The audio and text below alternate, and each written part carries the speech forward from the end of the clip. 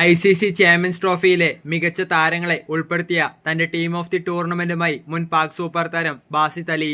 Rohit ശർമ്മയടക്കം 6 Indian താരങ്ങൾ ഇടം നേടിയ ബാസിത് അലിയുടെ പ്ലേയിങ് 11-ൽ ഒറ്റ പാകിസ്ഥാൻ താരത്തിന് പോലും സ്ഥാനം പിടിക്കാൻ സാധിച്ചില്ല. ഡിഫൻഡിംഗ് ചാമ്പ്യന്മാരെന്ന പേരും പെരുമയുമായി എത്തിയ പാകിസ്ഥാന് സ്വന്തം മണ്ണിൽ സ്വന്തം കാണികൾക്ക് മുമ്പിൽ ഒറ്റ മത്സരം പോലും വിജയിക്കാൻ സാധിക്കാതെ പോയതോടെയാണ് പാക് താരങ്ങൾക്ക് ബാസിത് അലിയുടെ ടീമിൽ ഇടം നേടാനാകാതെ പോയത്. തന്റെ യൂട്യൂബ് ചാനലിൽ പങ്കുവച്ച വീഡിയോയിലാണ് Basit Ali team of the ടൂർണമെന്റിനെ തെരഞ്ഞെടുത്തത്.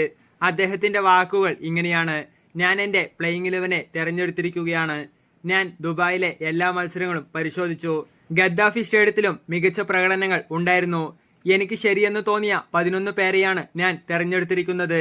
ICC തെരഞ്ഞെടുത്ത പ്ലേയിങ് 11-നൊപ്പം ഞാൻ പോവുകയില്ല. എന്റെ ക്യാപ്റ്റൻ രോഹിത് ശർമ്മയാണ്. ക്യാപ്റ്റനായിട്ട് പോലും അവൻ മികച്ച പ്രകടനമാണ് പുറത്തെടുത്തത്. ഫൈനലിൽ സ്വന്തമാക്കിയ 76 റൺസാണ് മത്സരം ഇന്ത്യക്ക് അനുകൂലമാക്കിയത്. രജിൻ രവീന്ദ്രയാണ് 2-ാം നമ്പറിൽ ഇറങ്ങുക. 2 സെഞ്ചുറി എന്നത് വളരെ വലിയ കാര്യമാണ്. 3-ാം നമ്പറിൽ ഒരേയൊരു താരം മാത്രമേയുള്ളൂ, വിരാട് കോഹ്ലി. ശ്രേയസ് അയ്യറിനെയായിരിക്കും ഞാൻ 4-ാം നമ്പറിൽ തെരഞ്ഞെടുക്കുക. അവൻ ഏറെ മെച്ചപ്പെട്ടു. ഇന്ത്യയുടെ വിജയത്തിൽ അവന്റെ പങ്ക് ഏറെ നിർണായകമായിരുന്നു. സെമിയിലും ഫൈനലിലും ഉത്തരവാദിത്തോടു കൂടിയാണ് അവൻ ബാറ്റ് വീശിയത്. 5-ാം നമ്പറിൽ wicket keeper ബാറ്ററായി KL Rahul.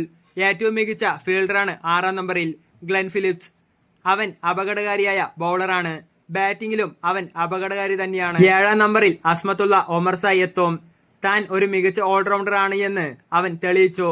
Axar പട്ടേലോ Mitchell സാന്റ്നറോ ആകും അടുത്ത സ്ഥാനത്ത്. എന്റെ 70% വോട്ടും സാന്റ്നറിനാണ്.